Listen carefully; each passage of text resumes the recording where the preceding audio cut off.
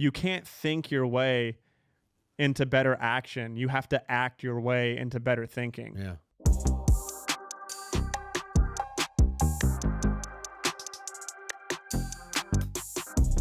Your story is pretty incredible from the bits and pieces that we had before we started. So should we just like dive into it? Yeah, dive in. Okay. Dive right in. So you're in recovery. We have basically the same amount of time, which is kind of cool. Well, You're a month. Okay. Time is so important. You turn 11. You'll have 11 years this coming February, and I'll have 11 years in March. So you're a month ahead of me. Congratulations. thank you. But what is, I feel like, really cool, and especially for everyone that's listening or watching, is you got sober at 20. So that's like insane in the sense of you got sober super young and before even the legal drinking age. So you had to celebrate your 21st birthday in recovery. Right. So before we get into that question, what led you into recovery? Like, why did you get sober? Or what made you end up having to go into the beautiful rooms of Alcoholics Anonymous? Yeah, it's such an interesting question because I feel like there's kind of a lot of angles to it, right? You can generalize it and maybe summarize the main point of why you got sober. But I think when you say, like, why did you get sober, there's so many different angles to it. It's like, well, like what was happening at the time or what was the ultimate motivator? There's so many different things. And one thing I like to share when I talk about this, just because for no other reason other than I think it's interesting, I was so deep in my addiction, I don't remember making a conscious decision to get sober. I don't have that like aha moment that some people share about. I feel like I literally came to in the program, and it was a wild experience for me. I mean, the why is because I realized I wasn't going to have the life that I wanted, and I realized that on that trajectory I would die. And I think a lot of people in the rooms say that. I was really convinced that I was going to die, and I just wasn't ready to. I didn't have like some crazy expectations or like something that I thought the program should give me. I just thought, if I'm going to continue to live, I need to get sober. And obviously there's a lot more to it in earlier years, but that was kind of like when things changed. And I'll tell you, last point about that, I was sitting, leading up to getting sober, relapse was a part of my story, but also in a very different way. I've never relapsed since my first legitimate try at AA in the program, right? Before that, I relapsed because I was trying to do it myself. You're not really sober. You're just trying to not use, which we know is different, right? But this time, I remember I'd overdosed. I was in a hospital detox, getting out on the same stuff again. And I ended up going to an outpatient actually this time. And I'll never forget this moment. It was powerful to me, and it's the most basic thing ever. I was using in this outpatient, and I was nodding out, and I heard this like voice in the background, and it said the first step to getting sober is you have to stop using. It's like the most basic thing you could say. And I remember it hitting me like a ton of bricks. I opened my eyes, and I'm in a room, in this outpatient with a bunch of other people. And I open my eyes, and the counselor's just staring me straight in like he's saying it to me, And for whatever reason in that moment, I was like, holy shit, he's right. Oh, so did he said it? The counselor said it. He said the first step to getting sober is you got to stop using. Got it. I think it's such a simple statement, but the reason I think it was profound in a lot of ways is because I was so out of alignment at that time. There's nothing worse than trying to live a sober life loaded. It was so uncomfortable for me. More uncomfortable than just being loaded and using, right? It was like I was like going to meetings.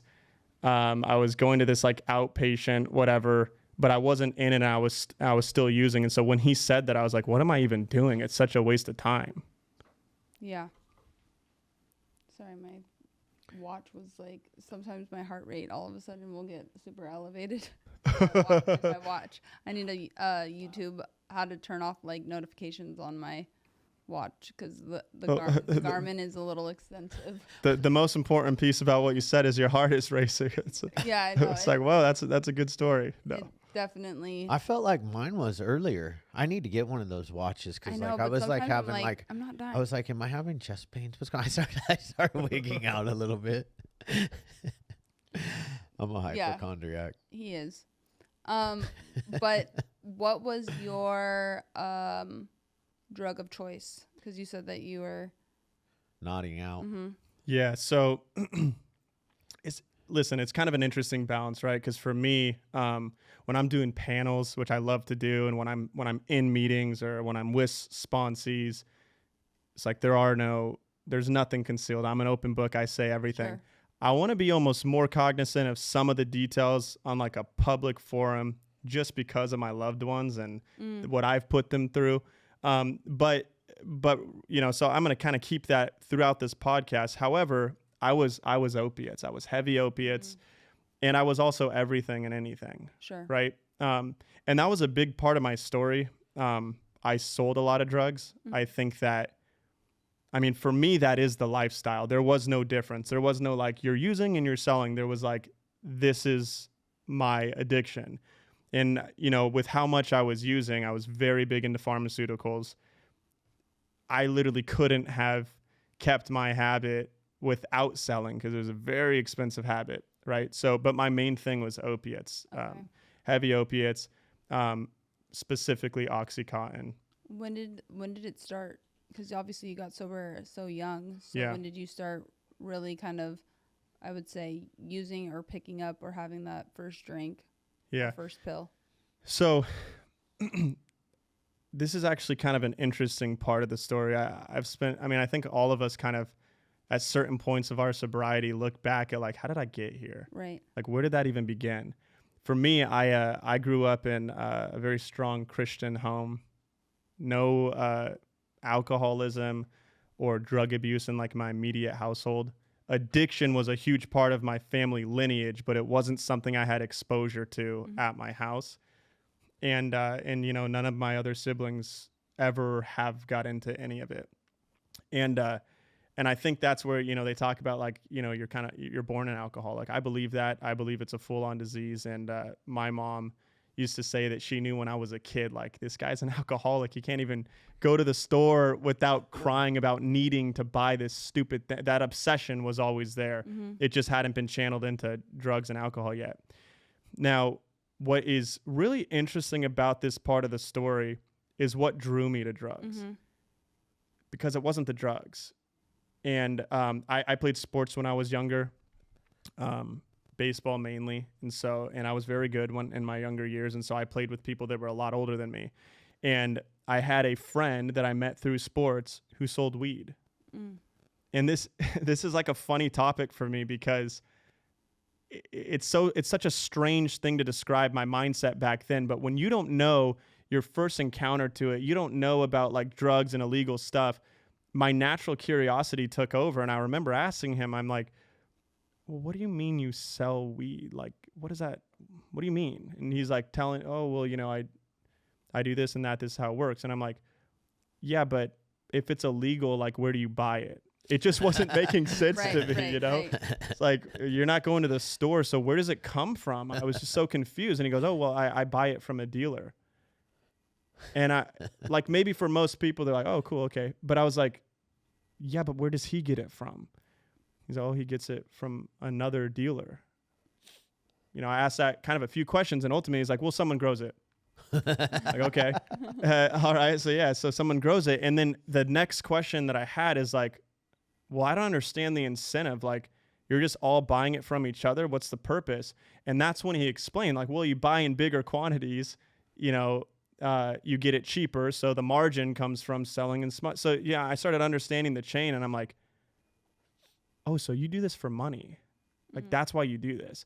And I just think it's interesting because it's the most obvious thing, but back in my innocence, back before I was involved in this, like I just didn't get it. Like, why are you selling weed? Right. And so once I understood that, I was like, okay, that's interesting. Like, you're making money from that. I would like to make money. Now, I don't know where, by the way, I kind of got this like entrepreneurial spirit where I just wanted to make money and I was so fixated on it. I really don't at that age. But I wanted to make money. And so all of a sudden, and I was too young. So at this age, for reference, I'm 13, 14. I remember I'm just about to go into high. This is when I'm starting to make sense of it. And 14 is when when everything really got started for me. So like 14 through 20 was my run.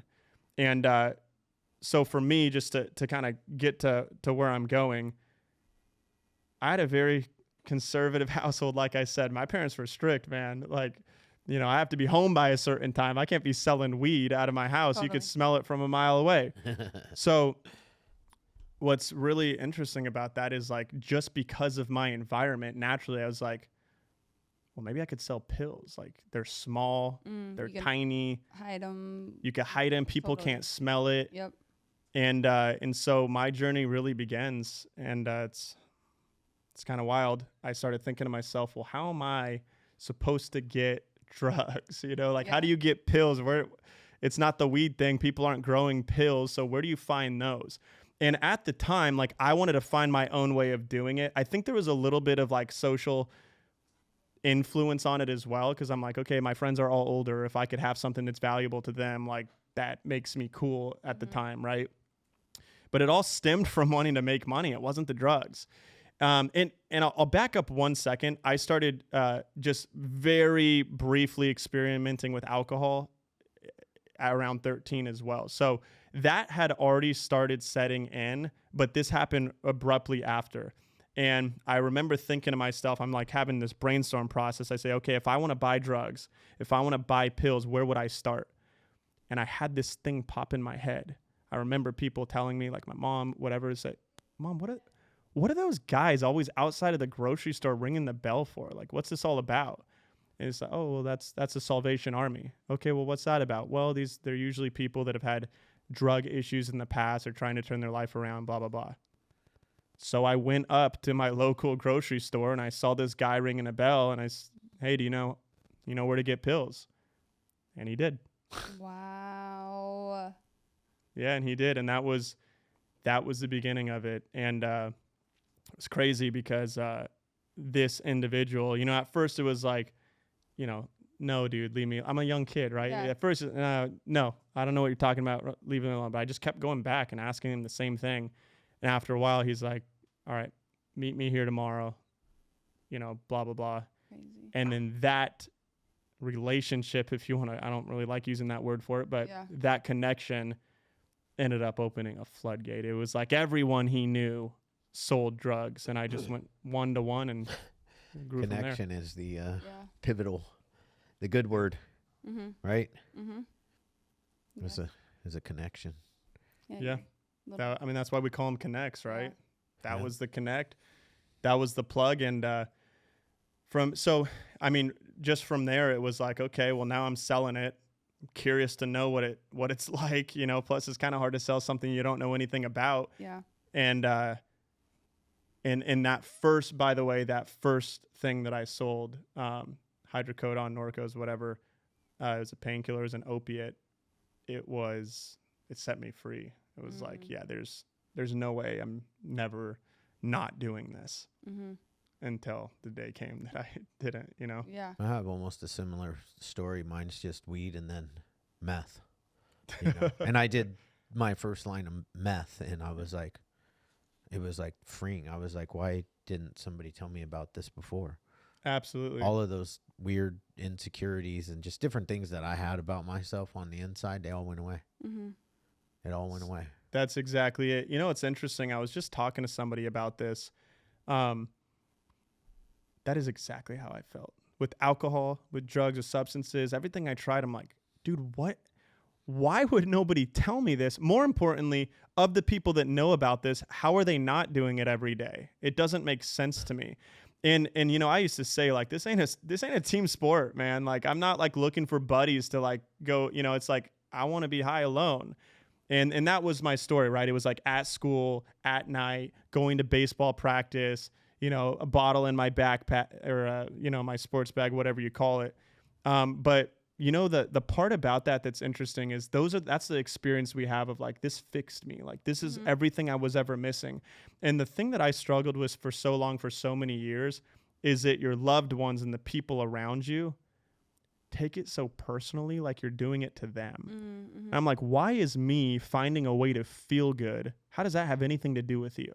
And I hated that it destroyed the relationships when I didn't see it that way, right. Which is such alcoholic thinking, but it makes sense to us, right? Right. Yeah. And you know, that's what the part about how it makes us feel when we use it, and it doesn't do that same thing to other people. No, it doesn't. You know, or people there are people that do, they just don't have the disease, right, and they take it and they're like, oh, well, I don't ever want to feel that good again. You know, or they're able to use or drink like a regular human, which is like once in a blue moon or a special occasion or some type of event or something, where once we get it into our system, it's like, oh, it's on and popping, and now you're one is never enough, and you know, one is too many, and 1,000 is never enough. Yeah. The first, and you know, that brings me back to the first time I drank, because the first thing I really ever did was, I think, smoke weed. But the first time I got drunk, or drank, I got drunk. Same. The first time I drank, I got drunk, like drunk to the point where the walls were going like this, and I spent the night next to the toilet on the floor. You know what's interesting about that point, and I'm going to anchor back to that in a second. What you were saying right now is like, you know, you see people, we call it in the program, drinking like a gentleman, right? Yeah. I've had people that aren't in the program. They've asked me like, is that hard for you to like be around people that are drinking? I'm like, nah, dude, that's not how I drink. That doesn't, you think drinking half a glass of wine is attractive to me? Now, if I saw somebody just pounding bottles and then they're, you know, it's going into drugs and then you smell it, it's like, yeah, I would stay away from that. But it's funny because seeing a normie drink or even recreationally use, that's not attractive to me. It's not how I would do it. Well, it's funny because we see it all the time, and I'll make comments sometimes because you see it in movies and TV shows, and everyone looks like classy and elegant and like just toasting, and I'm like, that was not me. Yeah, you know? I never. Well, it's funny. It's funny too, though. You have to be careful because that's how the mind tricks you and your disease, right? It's like you try to tell yourself, you know, well, I just wish that I could go to a freaking sports game with my company and have a beer. It's like, dude, you never did that. Ever. And you never wanted to, right? I never wanted to go to a sports game when I was doing my thing. Exactly. But my mind did trick me like that before. I did get tricked. Yeah. And that's one thing that like I'm really like, I like to preach, like play that tape all the way through. Yeah. Because even if you've never had a relapse, remember how you were the day you picked up whatever it was to ask somebody for help, whether it was a phone, a text, or got picked up by the cop, whatever it is. You play the things because that's where the end result is always the same, right? Always. It's always the same. But one day I had a full different life. I had my own home that I owned. I had a wife and children. I had plenty of money in the bank. And one day my mind said, you know what? It might be different now. You're in a different space. Remember when you used to use? When you used to use, you were broke. You were homeless. You couldn't even put gas in your car. Yep. Now, give it a whirl. It's gonna be it's gonna be like, you know, people partying at your house. There's gonna be you know, beautiful people everywhere. Yeah, it's so true. And I think for me, I love what you said about playing the tape through. It's still like the greatest tool that I have. Yep. And what keeps me sober, or at least a huge part of it, is knowing how my story ends. It's always knowing how my story ends. And even when I entertain things like you're talking about, I just know how it ends for me. And we were talking earlier, right? Or sorry, we were talking earlier about the gift of desperation. Yeah. You know, we talk about it for anyone listening who doesn't know what that is in the program. We talk about the gift of desperation, where we became so desperate, we hit this bottom that we wanted to get sober. That was my story. And the reason it's called a gift, I want to emphasize that part. It's not the curse of desperation or like the horrible event of desperation. It's the gift that you are so lucky to receive, because things got so freaking bad for you that the fear of changing became, or the pain of staying the same became greater than the fear of changing, right? You know that quote? It's my favorite. I love that quote. It That was is. my case, man. It was like the pain of staying the same became greater than the fear of changing. And what we were talking about, Chad, earlier, you said, you know, I have friends that are in their 50s that are still doing it. That's what's crazy. When I'm grateful that it was so freaking bad for me, because that's what made me change. And what happens when it's not that bad, but it's kind of bad, you just end up with the shitty life, but you don't end up getting sober. Yeah, it's like the For people sure. that I'm talking about, like, you know, they're still able to like have just enough money to continue getting loaded. They don't go into meth-induced psychosis like I do. Yep. You know, they don't get arrested like I do. All these things, but man, I wouldn't want their fucking life, dude. No. I wouldn't trade this life, this gift of desperation that I got, for anything. Because it was like it was that point when I got that gift of desperation. I was like, oh my God. And God, I need help. Yeah. Can we talk about something for a second? I'd be curious to know your guys' experience, because one thing that I find fascinating is that everyone's early sobriety is vastly different. So different. Like, I know friends or just people that I know that get sober, and it's the best thing that's ever happened to them from day one. That was not my experience. I hated sobriety for like an entire year. Nice. Like all year I was like, you know, I remember I was probably 8 or 9 months sober is the rough timeline. And I remember telling my dad, what a crushing conversation, by the way. I can't even imagine being on his end of it. But I remember I thought it was like a mature conversation, right? I was like, hey, Dad, I just wanted to say to you, man to man, I gave this thing a shot. It's not working. I'm gonna go out. And what I told him was, and he handled it so like eloquently, right? Which wasn't our typical conversation structure, just because it's a emotional subject, right? For sure. But he was like given the words to say. He goes, okay, well, if that's how you really feel, but I want to ask you, why is that the conclusion? What led you to that conclusion? And I said, because I'm so freaking miserable. I'm so miserable. And he goes, well, I would urge you to think about that a little bit more, because I was there 9 months ago. You weren't, right? What a powerful statement to say. Like, I wasn't there because I was so in my addiction. So he goes, I was there 9 months ago. You weren't. And you were the most miserable thing I've ever seen. So maybe kind of reevaluate like what misery is, you know, better.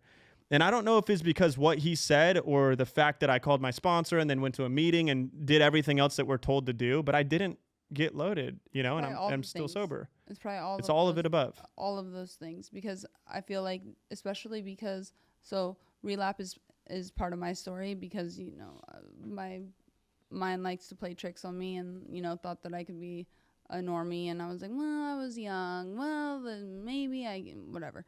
And we all know how that ends not well. So I think it's the same reason why we are suggested to do the things that we're suggested to do, meaning have a sponsor, continuously go to me. I still don't particularly love going to meetings. However, I know the importance of them. Why we do is because my little brain likes to tell me other things and veer me off the track. So it's like, it's so essential that I go to meetings so that I can hear the newcomer, so I can share. So you're staying in it. Right. Well, instead that's why of- they say that, right? They say, you know, what when you stop going to meetings, you stop hearing about what happens to the people that stop going to meetings. Oh my God, no. I mean, that happened to me too this time around. I had like 4 years of sobriety, totally living like the life of that I always wished and dreamt of. Awesome job, awesome marriage, awesome partner. Everything was great, but I had stopped doing those things. I had a sponsor and I was sober, but I used a lot of excuses because I was like really, I was heavily on the road and all of the things that, you know, I was using for me not to work my program, and I was suicidal. I was ready to call it quits. Damn. And Wow. wanting to go on like I was just like cuckoo. I wanted to go on like antidepressants and like to just give me a pill, make me feel better. Always chasing to, you know, make me feel something different, I guess you could say. And finally, like my husband, and he's a saint, but he was like, oh my God, I need to like call your mom because my parents are my best friends, and to have her come down here because we lived in Orange County. And then finally, you know, I had my like weekly check-in with my sponsor, and then I told her what was going on, and she's like, so what are you doing in your program first? Let's talk about that. And are you going to meetings?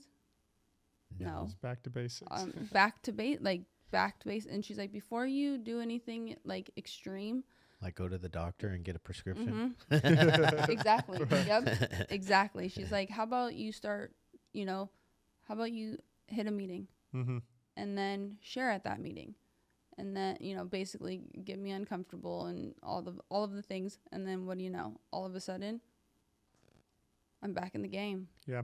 It's so interesting, right? Because one of my favorite lines in the program that keeps me focused is when they say, don't let the gifts of the program take you out. And it's interesting, like you said, like you get the job, you get the career, you get your license back, you get your life. No. Yeah. You get out of prison. No. Yeah, exactly. Yeah. You're out of jail. You're living like you're off probation. Yeah. Just goes lower and lower. Well, you get all these great things that they promised you. It's called the promises, yes. right? Which is so powerful, by the way. Like the promises in the program, it doesn't say like the highly probable or like the might happen to you for some people. It says the promise. You are promised these things if you stay sober. So what happens, since it's promised, we get them all. And then what happens is all the things that we got, we say, well, I'm too busy to go to a meeting. I'm on the road. Well, I don't have time for that, man. I have like these business, and you have all these things that ended up taking you away from the program. Which is wild. And like the crazy thing with that, and this is why the mind is so nuts, and that's why I love what Chad says, is like, I have the problem is not like the substance with me. It's what's going on in between these ears.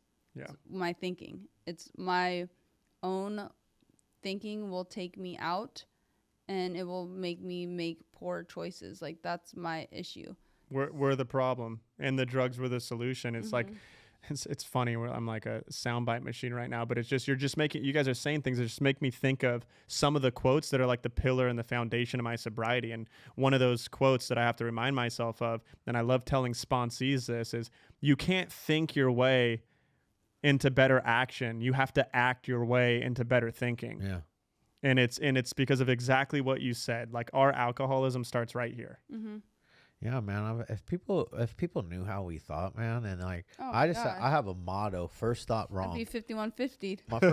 My first thought is definitely wrong. Like I always say to a normie, right? A normie, because like I'm like not even close to a normie. If you're at a gas station, like say an AM PM or something, and somebody gets out of their car, leaves it running, runs into the store to go grab something, what is your first thought? Well, we're thinking murder. This guy's wasting my time now. You know? My first thought is I'm going to jump in that car and take it. Yeah. Right. And then I'm like, wait, that's I don't do that anymore. Right. I mean, but that's the kind of thinking that I think, you know, and but a normal person is like, oh, I should probably tell that person he left his keys for him. Maybe I should grab the keys for him. I don't know what they think, but it isn't. It isn't jump in the car and go. Right. So we've heard. Even just for fun, like I don't even. We used to do that just for fun. Like sometimes at like right around time when people would leave for work, you know, and we'd drive down the street to see if anybody left their car running, because we had this little trick, right? And I don't know if I should tell this trick. Probably not. But there is this there is this Oh. thing, right? There's this, you can break this thing, right? This porcelain thing, and it's not a toilet, and a little tiny piece this big, and throw it out a car window, and it'll shatter the window. Shatter. You know, it's funny. I you made me think of two things. Like to Natalie's point, maybe we don't say these things. Yeah, right. But Yeah. but I'm gonna say part of it because it's funny. I remember I found this like device. It's like a safety device. You know, way back when I'm in my addiction, I found it in a parking lot, and I was like, what is this contraption? I look it up, and it was basically what it was for is like if you get in like a car crash and you're upside down in the car and the car's on fire, you need a way to break out. Yeah. So it had this blade where you can cut the seatbelt, and then it had this button you press, a poke, like, so you could. a super sharp like Yeah. thing, and it shatters the window so you could climb out. I'm like, this is freaking useful, Yeah. right? And so I love that little. And you know, it's what's funny. The things that we used to do. We used to have scavenger hunts where we would make this whole list of stuff, and scavenger hunt, Yeah, go of door to course. door, Yep. and whoever gets it all first wins. We did the same thing, but we stole it. It's like, Yeah. here's the scavenger hunt. Who can steal all these things first? And that was what we did for fun, Yeah. getting chased out of the mall by police to kind of close the door on this concept of our alcoholic Yeah. thinking, and what you said, Natalie, you said, if they knew what I was thinking, I'd be 5150'd.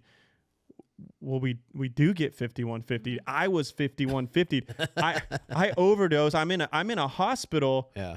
and I'm with the schizophrenics. Yeah. And I'll tell you a couple funny stories, or a couple funny things I remember about this. So first of all, I remember coming to the doctor, and they thought I was suicidal, and I had to explain to this guy, like, dude, I'm not suicidal. I'm trying to get high. Like, this is how it works. It's Yeah. like, and it was just we were playing Russian roulette with our lives on a daily basis. For sure. But anyways, I couldn't have shoelaces in my jacket. They think you're going to hang yourself or whatever. And I remember I'm in this. How old were you? That's a good question. I must have been, well, it happened more than once, but this story I'm telling you, I must have been 19. Okay. 18 or 19, because, well, actually, no, sorry, I take that back. This instance happened at the very end of my being 19, because I got sober when I was 20, and this happened like 3 months after, because I got out of the hospital, I relapsed again, and then with a divine intervention, I ended up getting sober. So this is like one of the last kind of deals that I had. And I remember I'm in this hospital detox with all the other crazies. And I remember this. I have one guy telling me that he's a government clone. He was schizophrenic. He's a government clone. Your friend, Chad. Yeah. Yeah, he's a government clone telling me all about it.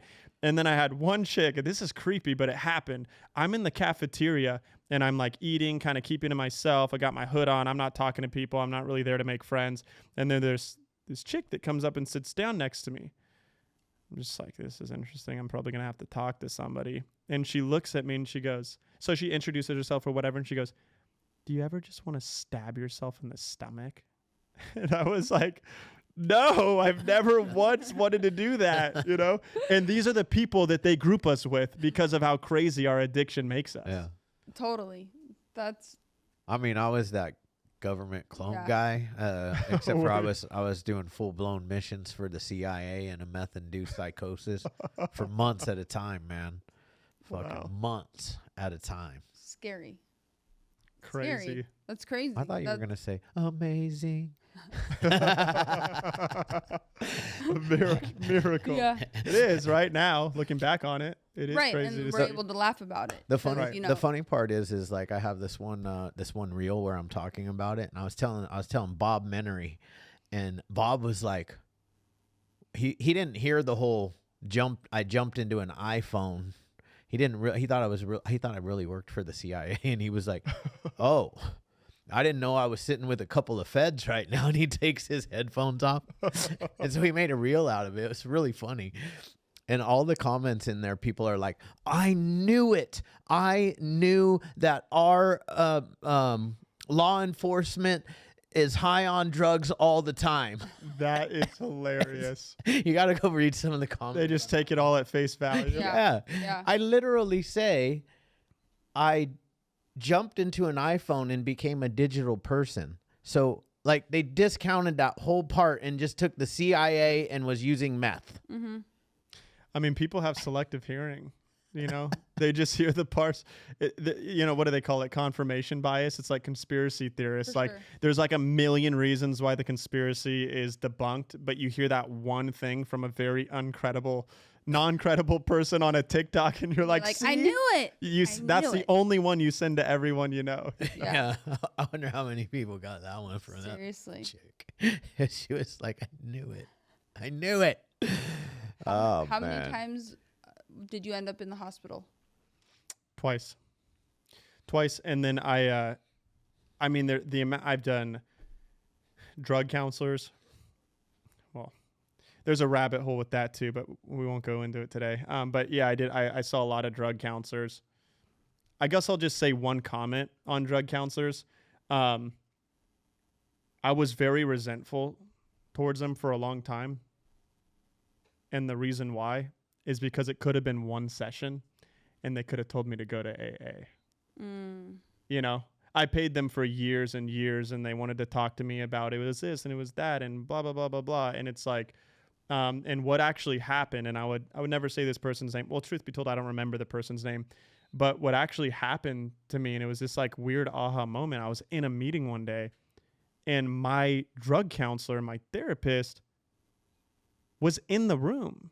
Like he was in AA. He was a sober alcoholic of like 25 years. And I'm like, wait, but I never mentioned. And at this time I was like a year sober now.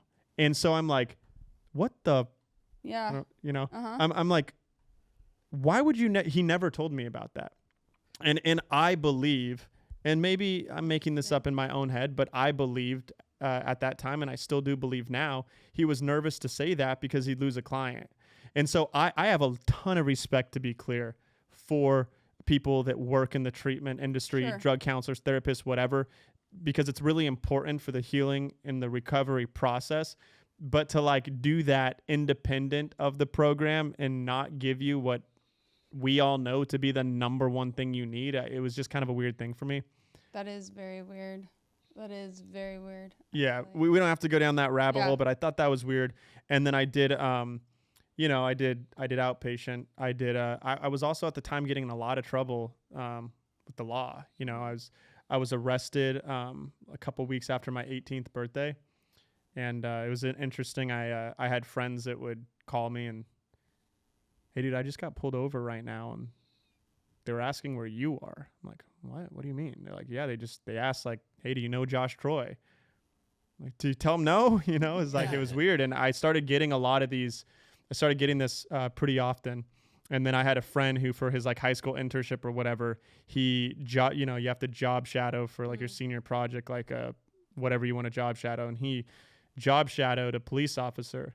And he called me one day and he's like, dude, I need to meet you in person and talk to you. And apparently he's job shadowing this police officer, and the cop's like, hey, what can you tell me about Josh Troy? Wow. And they're having this, you know, and he had all these questions, and is he still living over here, and what kind of cars he drive, and it was really interesting to me. And so the reason I share that is because up to this point, I had really been kind of invincible in my mind. You know, I had got pulled over with lots of drugs and they were not found. You know, I had all sorts of stories. I had been pulled over under the influence. I was not caught. Like, you know, all these stories were happening, and I'm like, I'm invincible. What I now believe the case to be is that they waited till I was 18. And they were just kind of waiting until my 18th birthday. And I got pulled over by, I believe there were 6 Brea police officers, Brea PD, in Corona. It was in, they call it BFE, right? It's like deep Yorba Linda, borderline Corona. Yeah. For those that are maybe listening to this that don't know, that's like a 30-minute drive. It's like far out of their jurisdiction or whatever you call it. But they followed me. the whole way there, they made something stupid up, like there was a robbery in the neighborhood and my vehicle matched the description, which didn't happen. And then, you know, what happened was, the cops searched my whole car. They didn't find anything. And then, what they were doing though, they had me sit on the curb, right? They had me sit on the curb, and I see them stacking like pill bottle after pill bottle on the top of the car. And I'm just in my head like, well, this is it, you know? And they come over to me and they say, is there anything else you want to tell us? And I go, nope, looks like you got it all. Is everything in the, and I told him where it was. Is everything in the blank department or whatever it was, right? And he looks at the other cop. They start digging in the car again. And then they start putting everything actually on. So what happened was I had all these like empty pill bottles that were just thrown around my car, right? They were just on the floor in my car. So I had thought they found everything. But they hadn't found it. Meanwhile, they found nothing. And me telling them, I was so angry at myself. But again, it goes back to what we were talking about with the gift of desperation. I'm so happy that happened because I got popped, you know, big time. And I was facing a lot of time, and I was, it was for intent to sell and distribute or whatever you call it, and under the influence, all this stuff. And that really started like a much more serious journey into recovery. And so I went to a court-ordered rehab. You know, they give you these options and so I was a first-time offender. I went through a court-ordered rehab, and it was like, I laugh about this, but I always use this analogy. You ever seen the movie Holes? No. It's an old movie where it's like people that get in trouble, they send them to the middle of the desert and they like dig holes all day. Like that's how I would this was not Hope by the Sea, man. Like this wasn't like, oh, this is a great place to recover. This was like I was in boot camp type rehab, and the only people there were these like court ordered felons and all this other stuff. It was very intense. You had to like wake up at 4 a.m. As soon as I got there, they took all my cigarettes. It's like, we don't do that here. And I was sober for a month, I think. A month. And I thought I was like healed or cured or whatever. And I went out, and I remember I got this job, and I was working in a restaurant, and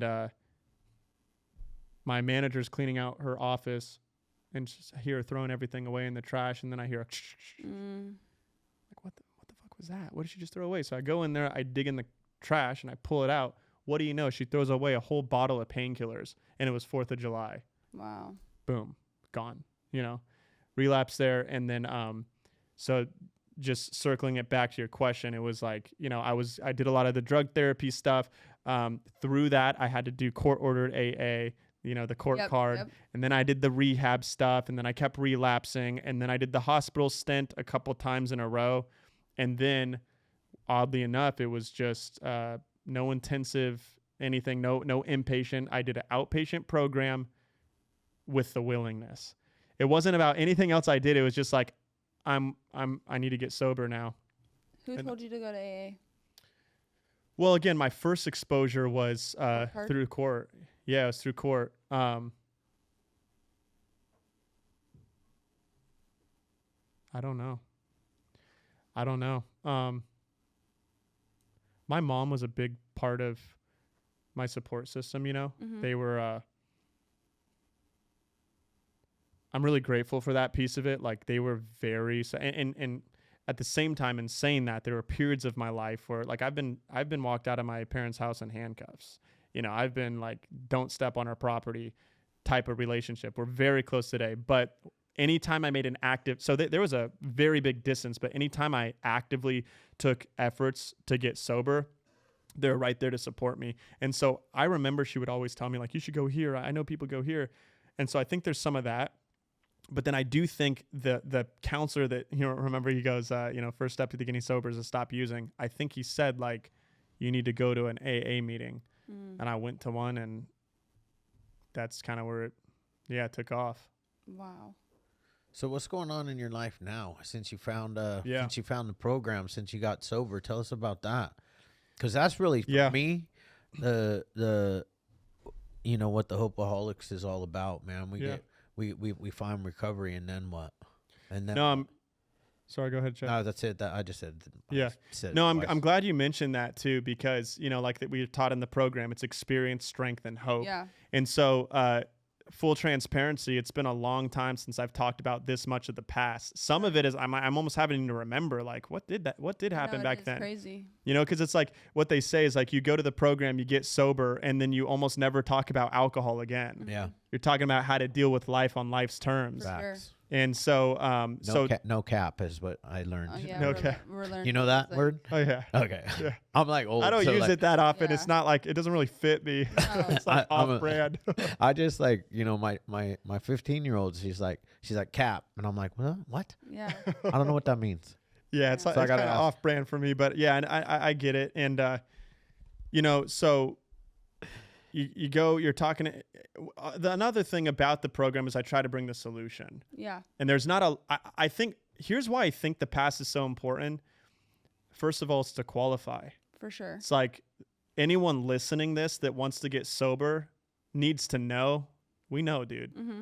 Yeah. Or whoever it is, right? Like we know. For sure. Like we qualify. We earned this seat to be here, you know? Yeah. And I'm proud of that, by the way. It's like what do they say? Your mess becomes your message. It's Yeah. like I'm able to help, and you guys are able to help the people that you help because of what we've been through. Mm-hmm. Without that, I have really nothing to share. So I think it's really important, but beyond the past and beyond what you went through, it's this, you know, the strength and the hope that we have. And today, it's so hard to put into words. You know, it's like I got all the things, Mm-hmm. but more importantly, it's an inside job.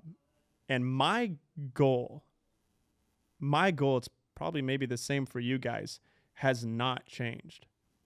I just want to feel good. Mm-hmm. It's why I used. It's why I got sober. It's why I stay sober. I just want to feel good. I just have different ways of doing that today. And I know that I don't confuse a physical feeling with happiness, Mm-hmm. right? And because that just takes me to such an emotional bottom. And so, you know, I got sober.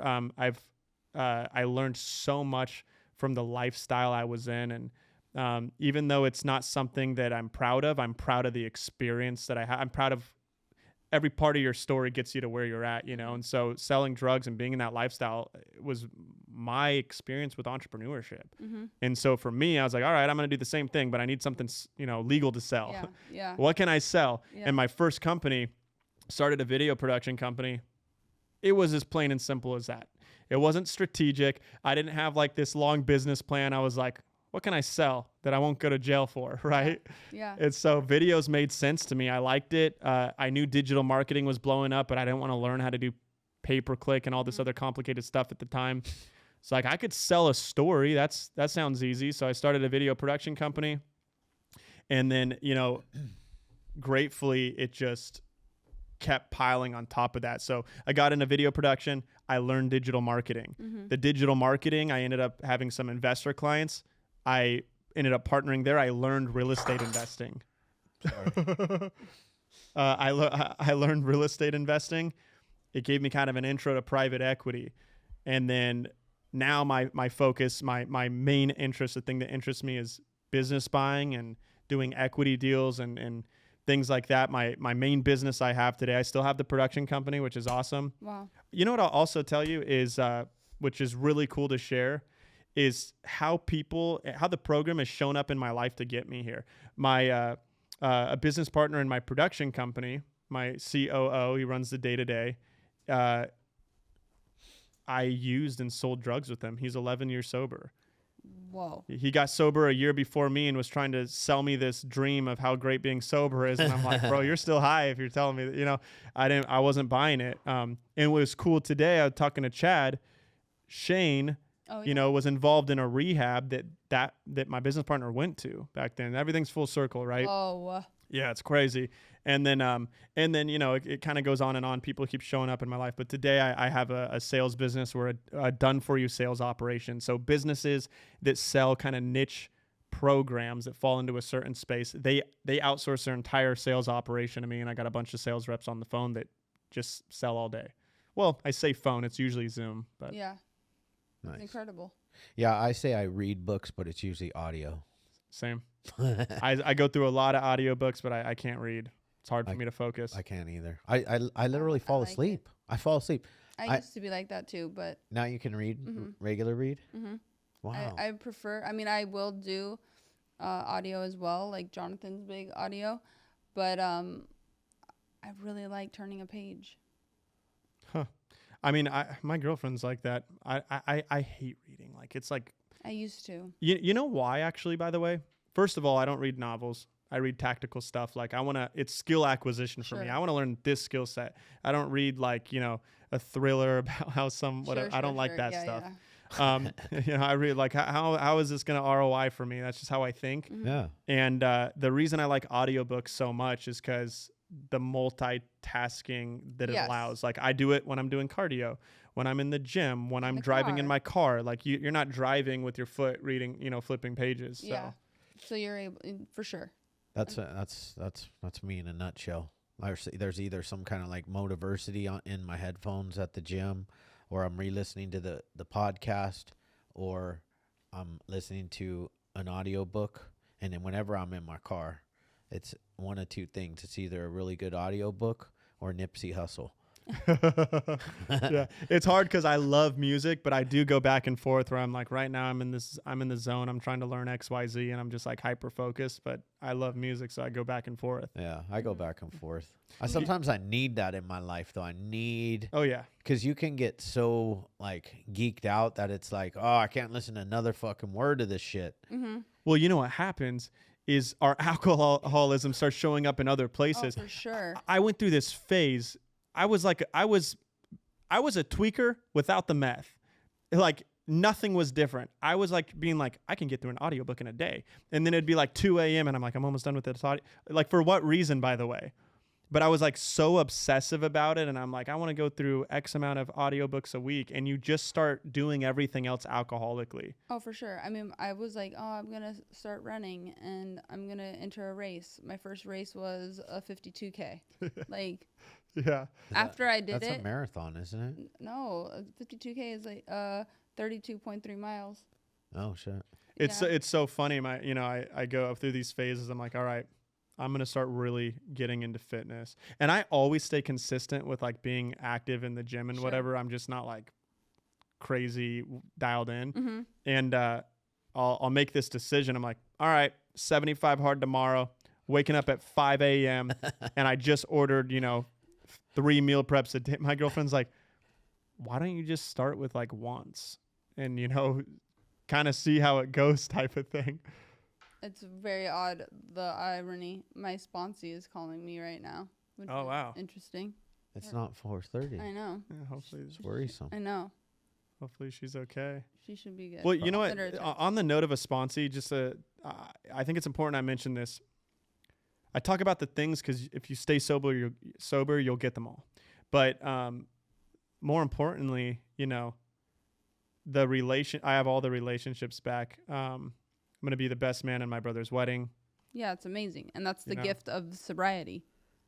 That's it. Yep. Me and my parents are extremely close. I mean, outside of my girlfriend and a couple of friends outside of work, those are kind of the only people I really hang out with. Yeah. And, we weren't on speaking terms back then.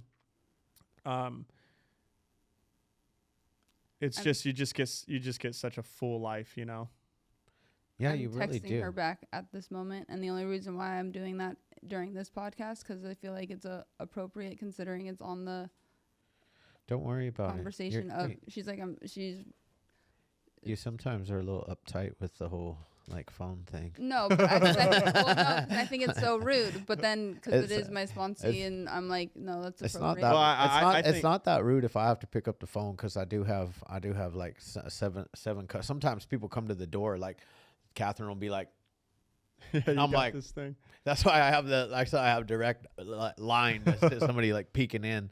Well, I think Natalie, though, in the subject we're on, I think it's actually really cool that came up for you because this is what we're talking about. It's like totally. It's got to stay number one. Like this is the thing, and like she knows that she can call me at any time. I'm always like, if your hair is on fire, call me. She has her normal call at like 4:30. Mm-hmm. Right now she's going through. It's an exciting time for her. She's getting a house and she's closing on it. But all those little like freak out moments start to arrive. Like freak out. Yeah. You know what? Also, like I don't know all the audience on here. I know it's not just obviously sober people, but I'm imagining there's a lot of sober curious people that listen to this stuff too.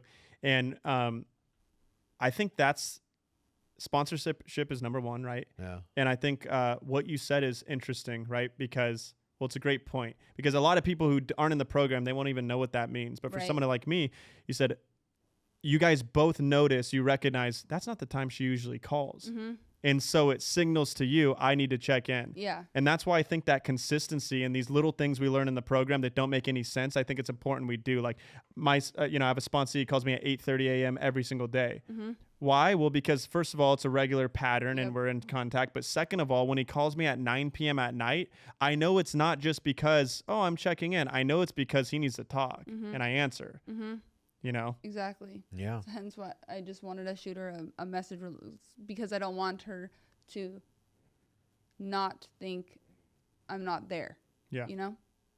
It's important. But that's the thing is like being, and that's why I'm so grateful for Chad, for Shane, for the entire Infinity group, bringing me a part of something like this, the Hopeaholics, and then the recovery centers, because for me, selfishly, it makes me hone in and be on my own personal program tighter than a golf ball, because I can't sit here and talk to someone like yourself about recovery if I'm not doing things that I know are suggested in the program, because then I'm a fraud and then I'm lying and then I'm not able to look myself in the mirror, and then that's when you start to internalize and shit hits the fan, because now I'm like all in my head about not being who I know I'm supposed to be. Right. You know? So it's like you're a facade. Yeah. So it is in a selfish manner, really good for me, because I mean I was in a meeting here at the center with, I think the place was packed today. I don't know how many. 45. Yeah. In there. Wow. So it's like I'm in it, you know, and that's what I'm so grateful for it, because it's like this is something I've done a lot of cool things in my life sober, but this one is different. It like I feel like it is like it's so weird, because when I first got into the program, you would hear all the cliches, and I used to always be like, fuck off, like so annoying, like all of the little things, all the little sayings that all of us say, and they all are true. And I really feel like this is like my purpose, because I used to be in so much shame and guilt of even being in recovery that I wanted to live a double life, not talk about it, not have people know that I was or know that I was sober, because for whatever reason I thought that it was like a sign of weakness or something, you know. And now, you know, I couldn't feel the exact opposite. It's like if anyone will listen, I will preach and scream from the top of my lungs about sobriety, because the life that I have today is, oh my God, I never want to go back. Totally.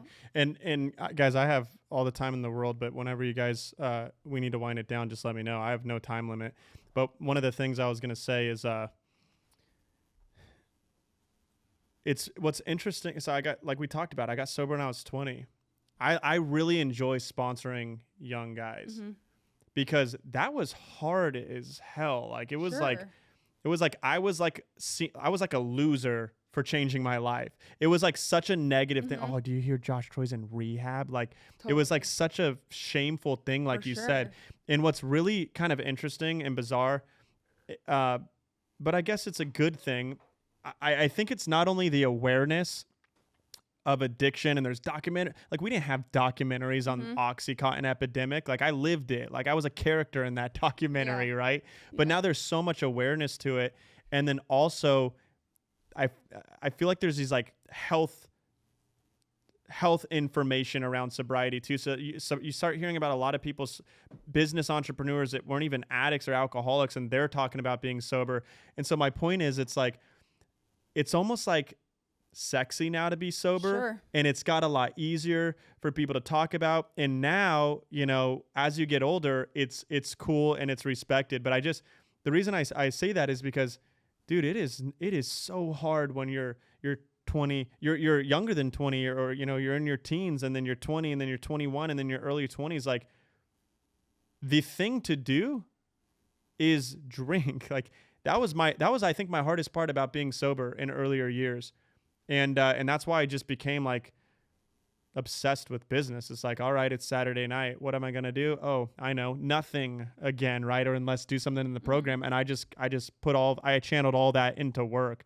But isn't it interesting how it's like, I don't want to say it's getting easier to get sober. I think that's insensitive to people getting sober, but I will say it's definitely become a lot more popular subject. And I think that you have a lot more resources, maybe is the word for it. Yeah, I would say resources. Yeah, I like hearing that. I like hearing how he's saying that because a lot of times we talk about, or I talk about, the fact that it is also we've taken away the consequences of using, and therefore it leaves people out there a little bit longer, and It's a really good point. But there's to your point, there's way more resources now to get sober. Like I didn't know, people know that there's resources out there now.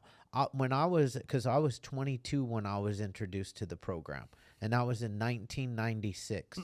I was 22 years old. I had been using since I was 13. I was almost 23. So basically 10 years of my life. I didn't know that there was any other way to live. I got a nudge from a judge. It was like, you either go to prison for 3 years. This was my choice. You go to prison for 3 years, or you go to rehab for 365 days. I didn't want either option, but I chose the lesser of the two evils, and I'm so grateful that I did, because I was in the mindset back then that prison is where you got your stripes. Right. Yeah. And so prior to that gift being given to me, I would have taken prison every day of the week. Isn't that crazy, by the way, going back to the way that we're thinking? Like most people hear that and they go, oh, that's a no-brainer choice. But it actually wasn't.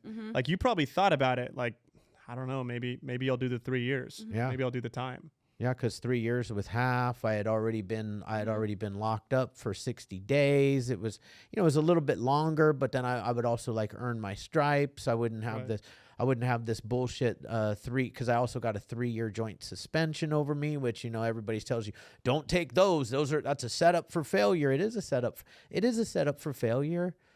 You have to make that decision. If you're taking that deal, you're making the decision that I am ready. And I am tired of living the way that I'm living. And I was finally tired. I had a girl, she was pregnant, and things were looking different in my life for the first time ever. But I was still getting loaded. Yeah. You want to know how I got arrested on that last charge? I'd been living in San Bernardino County. I was a drug offender because drugs were a felony back then.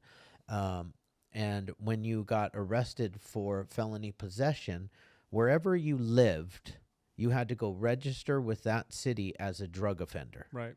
So I walked into my dad drove me down to the Newport Beach Police Department to go register as a drug offender. Well, my girlfriend at the time didn't know I used drugs, so I grabbed my drugs, put them in my pocket, and I walked into the Newport Police Station with drugs in my pocket to go register as a drug offender. I got to tell you, that's a great story, dude. And I got to tell you something hilarious. Right I got arrested. Not a great, that was your best thinking, right? Yeah. Yeah, exactly. You made me think of something I want to say. And then I would like to actually end with a slightly controversial subject that you talked about taking away the consequences. Because I have a topic that I want to talk about in a sec. But here's what's interesting. We're talking about my life today. And when I got arrested that night and, was in serious trouble, I was dropping off a girl. It was my girlfriend in high school. I dropped her off that night, then got arrested. And that was the last I spoke to her. We broke up. I didn't talk to her. She didn't hear from me. She didn't even know that I went to jail that night. Wow. Right. And then I didn't talk to her for 10 years. and she lives with me today. Whoa. You know, she's my girlfriend today, and we've been dating for a few years. That just gave me chills. That's well, and to wild. take it further, and this is all, I give all credit to my higher power. For sure. It's so I'm not saying Yes. this in like, look what I did, but it's so cool how it happens. During that time where I get sober and I'm obsessed with work and I'm working my ass off, I save up money. I bought my first house when I was 22, or wow. I might have just turned 23. And so, you know, I'm going down that road, whatever. Anyways, and going a few years back from now, because we've been together for a few years now, I was renting one of my old properties out, and I posted, and she responded. She's like, "Hey, I actually am looking for a place in the area." Wow. And I'm like, well, this is interesting, but whatever. Like, yeah. So I rented her this room in a house, and that ended up turning into a friendship, and then turning it into a relationship. And it's so wild. Like and it was all my fault, but what's funny is like, she was the reason I was driving that night. She had to go home, and I was like, I'm not taking you home. Like, I can't. She's like, you're taking me home. And I'm like, all right, I'll take you home. And then I got arrested. Right. So like but what made me think of that story, I had to give the context first, is because you said you walked into the police station with drugs. Get this. When I got arrested, so keep in mind, I told him where all the drugs were. What I forgot to mention is I had a safe in my trunk. I always did. And there was a lot of drugs and a lot of money at the time, maybe respectively. Now it's all relative. It's not a lot of money to us today, but when I was 18, it was. Mm-hmm. And so they asked me, they say, well, where's the key to the safe? I don't know. I don't have one. What's the password? I can't remember. You know, the same thing. They're not opening that safe. Well, so they can't open the safe without you giving them the password or whatever. Or maybe they can, I don't know, but they didn't. I guess I don't know everything about the law, but they didn't open it, and they said, well, if you don't open it and prove to us that there's nothing illegal in that, we confiscate the entire safe. It's like, all right, take the safe. I don't know where it is. I don't have the password, right? So they took the safe, and that was put away in evidence. Okay. So I get arrested. I do all this stuff. I go to the court ordered rehab. I had to pay all these fines. I had to do all this other stuff. Finally, I get the case dismissed, right? After all of this. And it was like a crazy thing. My mom's crying in the back of the courtroom because my attorney's like, yeah, you're screwed, basically, right? Yeah. And I remember the judge's exact words. She said, I don't know who, I think it was DA. She said, I don't know who in the DA is looking out for you. But we're dismissing the case. And she said, I better never see you in my courthouse again, right? Or whatever. And so I leave and I walk out. What happens when that happens is you get your stuff back out of evidence. Well, they took my phone, by the way, right? They confiscated my phone at the time. I had a bunch of other cash in my car, and they took the safe. So they bring it to, and I'm standing there with my mom getting my stuff out of evidence, and the guy who manages evidence or whatever, the police officer, he goes, so, we can't release this back to you without seeing what's in it. And I'm like, what the hell, And I was fairly certain there was drugs, but I was like delusionally optimistic of like, maybe there's just money and not drugs, right? So I'm like, all right, open it. And so he opens it up, and there's exactly what you'd think. There's a shitload of pills and drugs in there. And he looks at me and he tells me, he's like, I'm supposed to arrest you again right now. And my mom just starts break down crying, right? And I'm just like, what in the fuck? Like, what just happened? I like walked out of there so excited. And he opens it and he goes, I could do one of two things. You can decide you don't want any of the evidence back, and you could go on with your life, or you could take the evidence and I will have to arrest you. And I go, keep it. And I walked out. But how weird is that, right? Like I thought I was literally, I get the case dismissed, and I thought it was like a setup, right? Oh, they dismissed it. So then I got my safe back, and then they arrested me again. But yeah, just kind of a weird ending to that whole issue. But I think that's what's like also we're able, us three, sit here today and like laugh about just like these insane stories that we thought were like good ideas at the time.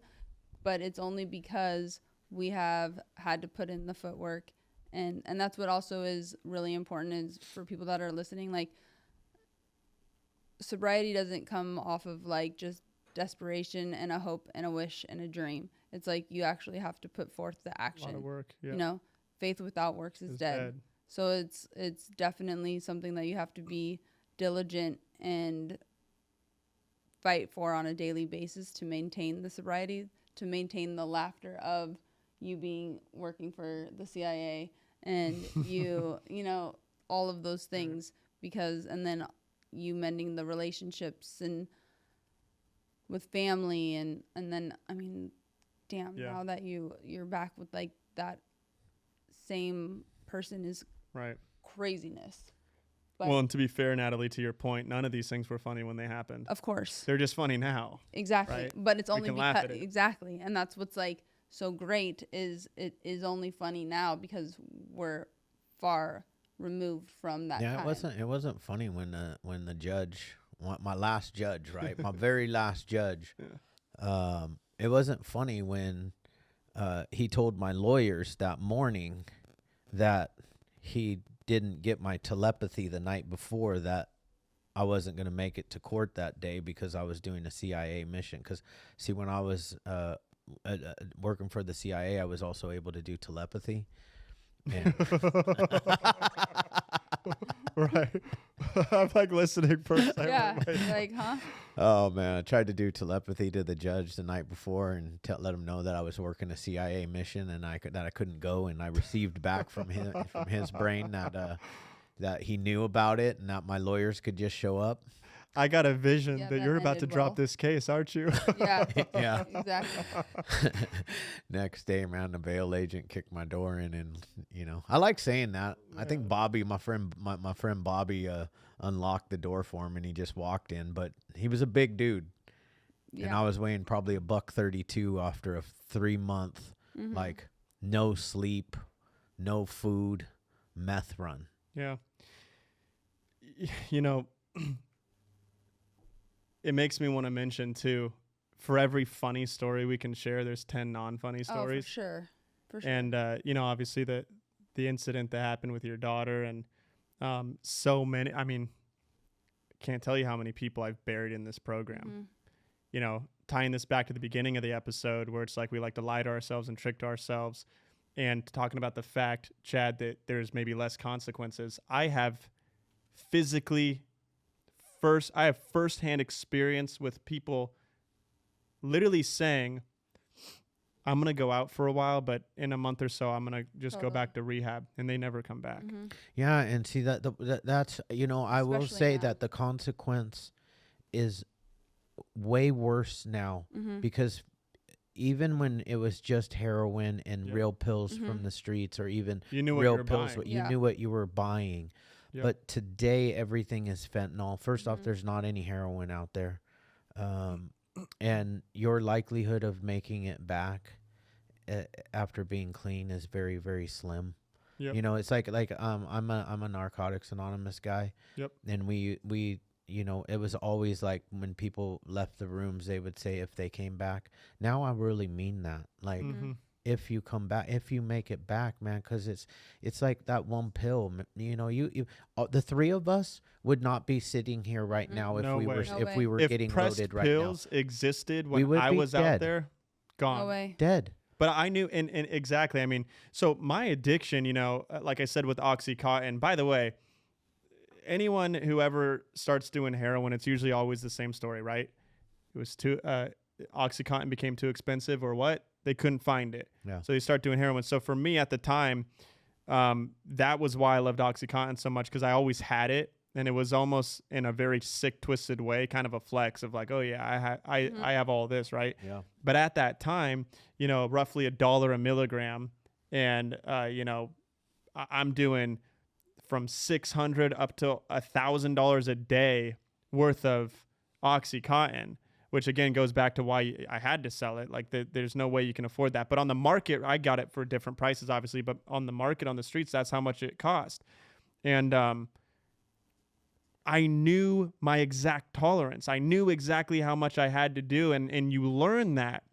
And so with pressed pills and the shit off the streets is with fentanyl. Like, and when you understand, by the way, like the I don't know what you would call it, like the sizing, it's like a grain of salt is enough to kill you or something. It's like, how would you ever know? I wouldn't have. I'd be dead. Yeah. And I know a lot of people that is exactly, we all know a lot of people that ended up dying. And, you know, I used to not even be able to say this without crying because it's like such an emotional scene to me. But the amount of times my mom thought she walked into a dead son because I was just completely knotted out with foil all over the place. Like, those are the stories that maybe more people do need to hear that aren't super funny and laughy and whatever. It's like, that's what happened. That's how it happens. That's what's happened to a lot of my good friends. That's what happened to your daughter's fiance. Like, people are dying, right? And we are just so grateful that for some reason we got it and we're here and we're sober. And that's why it's like, it's a real responsibility to carry on the message. That's why I'm passionate to be on this podcast and to talk about it.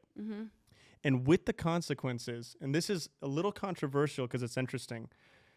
That last time when I got sober, you know, this run that I'm actually sober, I took Suboxone. Okay. Medicated assisted treatment, whatever. I took Suboxone.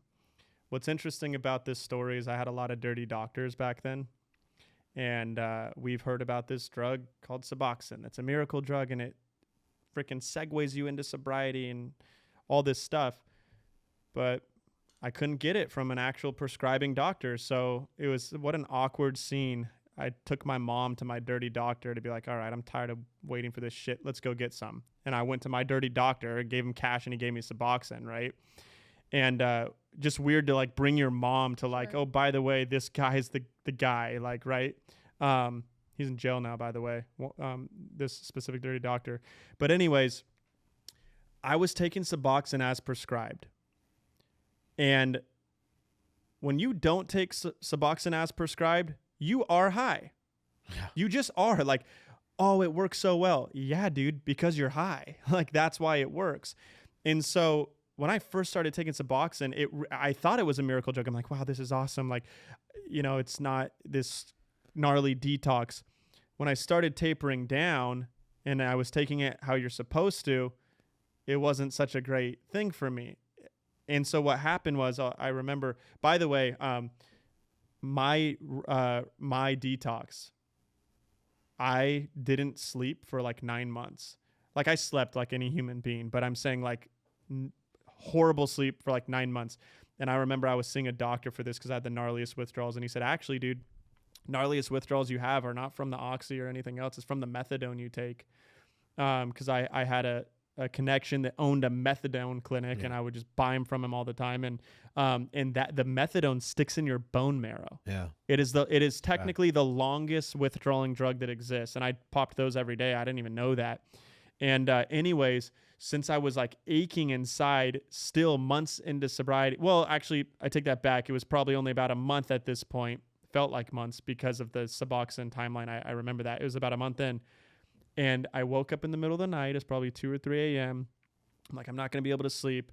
And I went and I got a Suboxone, and I was not supposed to, by the way, right? Like, I had taken my dosage or whatever, and I took another Suboxone. I'm like, whatever.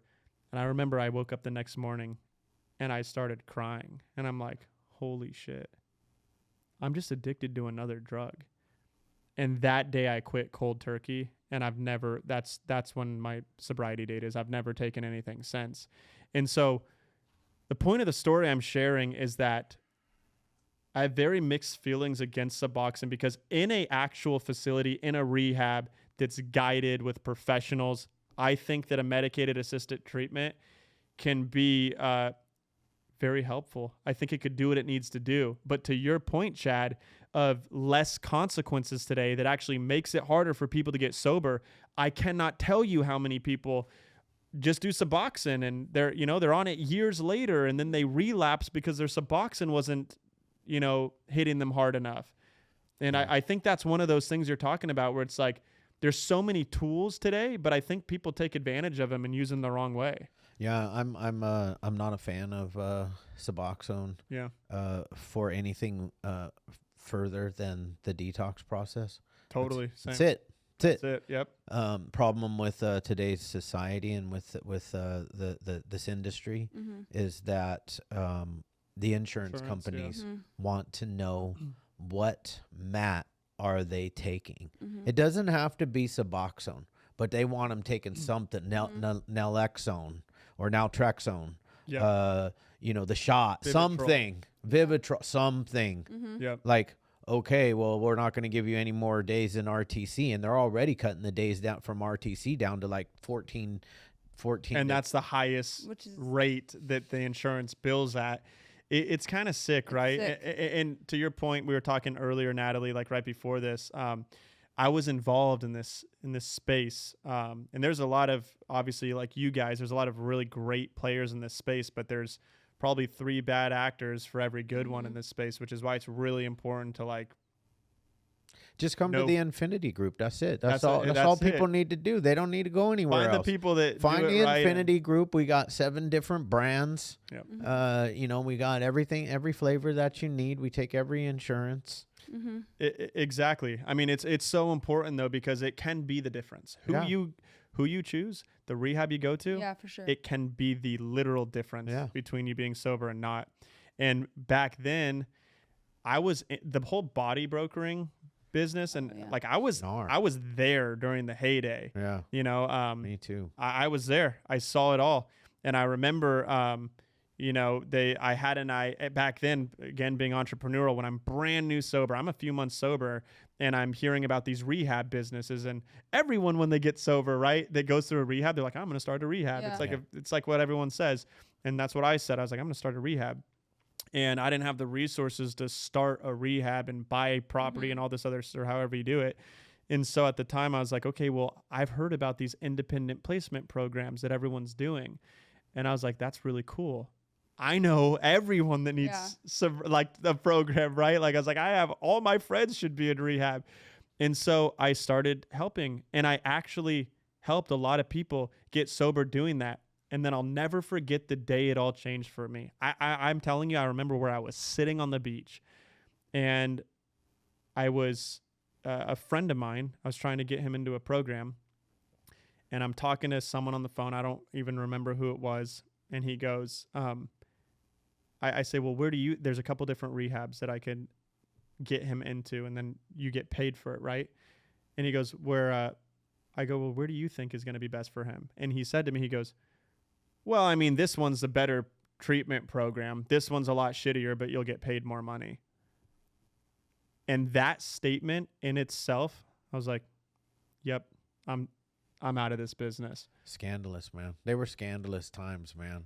Crazy. Yeah, it was rough, man, and it tainted the industry's reputation. We're still trying to barely pull out of that. Like, that's why I created the Infinity Group, and you should see when you meet the group of professionals that I have running this shit now. Our focus is to be the standard of care in the mental health space. Period. Yep. Whether it's mental health or substance use disorder falls under mental health, but that is what we do, and we want to also teach people the right way to get clients, because even though it's illegal now, guess what? People still body broke. They still do it. It still happens. I don't see it because I'm like, we're here and everybody knows who we are, and but damn, man, just fucking you know what? You get a better return on investment if you find somebody who actually knows how to play the pay-per-click game. Right. And Google can be your body broker, and you're not paying $10,000 for a Cigna policy. It cost you. I mean, there's still regardless, there is still this is a business. There's a cost per acquisition, right? Yeah. Well, if you know how to play and I've been pay-per-clicking and SEO marketing. I'm the first of 5. That's my claim to fame.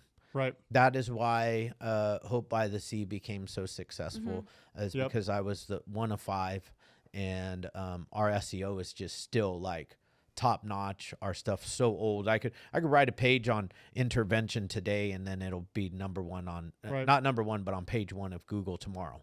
Yeah. And I think to a certain extent, it's kind of taboo to talk about, right? So don't talk about that. But like, I think it's important we talk about that because it shines a light on the people that do it the right way and the importance of that. I mean, if you're doing it any other way, you know, I don't even have, I have one family that does business development for me. Other than that, like, I'm not going to pay a bunch of business development people to spend my money and take other people out to lunch. Yeah. You know, because how many of those business development people are still doing it the wrong way? And I'm not going to even put my name in that basket. Internet marketing and advertising is fabulous. And I mean, as you see it now, the Hopeaholics and Nem Recovery and now Leave and Marie, we are at the top of the game of the social media, you know, pioneers in this industry. Who's the only other person that's like, you know, flowing it as hard as us? Brandon Novak, you know? Yeah. Well, and to your point, like, by the way, and I think that's why this podcast is so important and the credibility that it brings, because the body brokers, they're not getting on podcasts talking about their life. They're not putting it out there. On our podcast. Yeah, they're just not putting it out there, and you know, because that transparency they run from. So just another reason I think that what you guys are doing, taking the content game and getting real people that like have been through it, have done it, and changed their life as a result of it on this podcast is the best thing you guys could be doing. That's the main reason I was attracted to it. Yeah. I think Thanks. Just piggybacking on what you guys are saying is, and what really attracted me to the Infinity Group, to Chad and his entire family, is this is different. I've been to rehab, and it definitely wasn't like Hope by the Sea, you know, and it was one thing that, you know, made my whole entire day was this morning sitting in a meeting and listening. There's 5 people that are, you know, going back out into the real world after they have the tools. And one of the girls that is actually in the Laguna Nem house, she had shared and said that, because she had been into multiple facilities, and this one is different because she said from the counselors to the entire staff. And then she's like, I mean, we have, I mean, it sounds weird to say it because I'm speaking about myself now, but her in this room right now participating in a meeting is unheard of. Like, because this facility cares. This entire, from the doctors to transport to all of the moving parts that have to be running like a well-oiled machine. Everybody actually cares about the individual patient or client and their well-being, and that is huge. That's huge for someone's recovery and their success rate, because they actually feel they walk away not only with obviously the tools that they learn while they're in recovery, but then they walk away with, I mean, when you're in recovery, you're building your like self-esteem. You're figuring out who you really are. You're peeling back an onion, and that's why I was like, oh no, I have to partner with these guys, because this is exactly where I want to be. And then hearing that this morning, I'm like, thank you, you know, because she didn't have to say that, right? Like at all. It was just a really cool moment to just, you know, I try to pray every morning and ask God to like open my eyes and my ears for like those little drops of whatever it is, the little moments he's either speaking to me or showing me a little something. And that one really like hit home for me today, just because that's what it's about. You know, obviously, yes, recovery centers and everything, it's a business for sure. Yep. But at the end of the day, you're also saving people's lives. When you put client care first, everything else comes. Mm-hmm. Everything else comes. Right. You know, it's like our CEO, our true CEO of the Infinity Group, the Hopeaholics, all of it is God. They just gave me they just gave that title to me, but I don't, you know, I don't do anything. He's in charge. But we put like, and literally this isn't a commercial. Like I'm telling you what we do because it kind of came Right. about, but like I put client care first. And since day one, so I started working in treatment, like in 2001, and we opened this place 2002. Mm-hmm.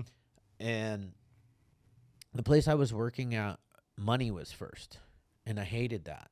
And they would lie and they would do these scandalous things. And, you know, if somebody relapsed, it was, oh, yeah, great. I mean, not like, really. Seriously, I know. Like scandalous stuff. When you talk about the heyday of body brokering, they were paying people to make other people relapse. Oh, do you know that, Natalie? Wow, I didn't know. Yeah, that. there's some, they would a have full people movie, guys. It's called Body Brokers. It's Yep. on Amazon Prime. Go check it out. It's good what movie ruined and very accurate. It's very accurate. I will tell you what's not accurate because I lived that is the dollar amount. So when they talk about like $4,500 we were getting paid for drug tests, it was actually like $400.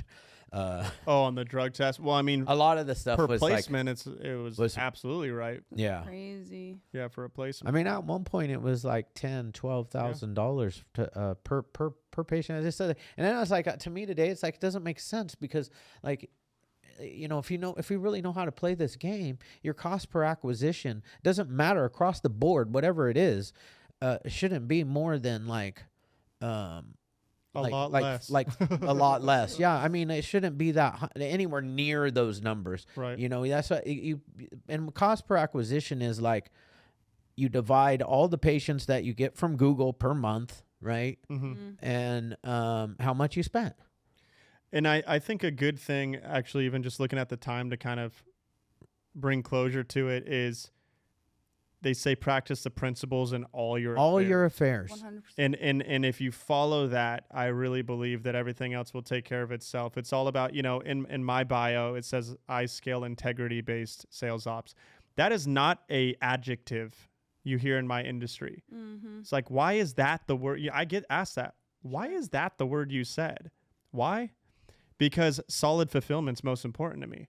And we have a whole, you know, for the things we sell, we have a whole underwriting process. We want to see that the product, the offer, the fulfillment is really freaking good. Yeah. Then we'll put our name on it and start selling it. And, you know, in our space, it's like we're performance players, meaning like we stand so confidently behind our results. Don't even pay us if we can't do it. Yeah. We make a percentage of what we generate. And that statement's not about me. The reason I say that is because we like to get judged on the results that we have. That's how rehabs should be run. Mm-hmm. How many people's lives changed as a result of how good the care is, how good the treatment is, how good the actual program is, and not just focusing on the front end and how to, just throw a ton of people down that funnel. Right. Yeah. I agree. Well, with that note, On I have that, one yeah. question I like to ask people lately. It's been my last, good one. yeah. I like Interesting. So not so much a question, more than I'm gonna have you make a statement. What will you tell somebody that is suffering right now and they're looking for hope, man, and they're feeling hopeless right now? I guess it is a question, because my question is what would you say to that person that they're right on the verge of like, man, my life sucks, but that phone call or that asking for help, putting that pride aside, how do I do that? What would you tell them? Man, the weight of the question is heavy. It's like kind of almost hard to think of like a specific thing to say. Can I say a couple things? You can say as many as you want. Yeah, instead of like a line, just pretend it's a conversation. I mean, the first thing that comes to mind is what I said at the very beginning. The first step to getting sober is to stop getting loaded. I just think people never start, right? The other thing I would say, everything you've ever wanted is on the other side of fear, right? everything. Like everything you want is just on the other side of you making that first call, if you taking that first step. And maybe the last thing, there's a lot of things that are coming to mind for me. Well, I'll say one more thing and then I have a last thing. One more thing is no one said it would be easy, but everyone says it's worth it. Mm-hmm. This is the best thing that has ever happened to me. And the last thing I would say that I hope is heard more than anything else, treat this thing like your life depends on it, because it does. And seriously, I mean, I wish I had data to support this. I cannot tell you how many people die the night they say they're starting tomorrow. Yeah. It's a lot. And I think there's reasons for that. I remember this. You know, when I went to the hospital and I told you guys all that whole overdose story, what I didn't mention is I did not overdose and get driven to the hospital. I decided to check myself into the hospital and I overdosed on the way. Wow. Because I had this panic attack of what do I do with all this shit? And this is the last time I'm getting high. And I took a bunch of stuff and I got high in the bathroom at the hospital waiting for me to get checked into detox. And the next thing you know, I wake up with them thinking I'm trying to commit suicide. And so all of those last minute things, treat it like your life depends on it, because it does. Yeah. Facts. Yeah. Thank you so much for coming on. Your story is absolutely incredible. Thanks for having me, guys. Yeah, thanks for coming. Yeah. Great job. Appreciate it. Amazing. We're going to take a quick picture and then you'll sign the wall.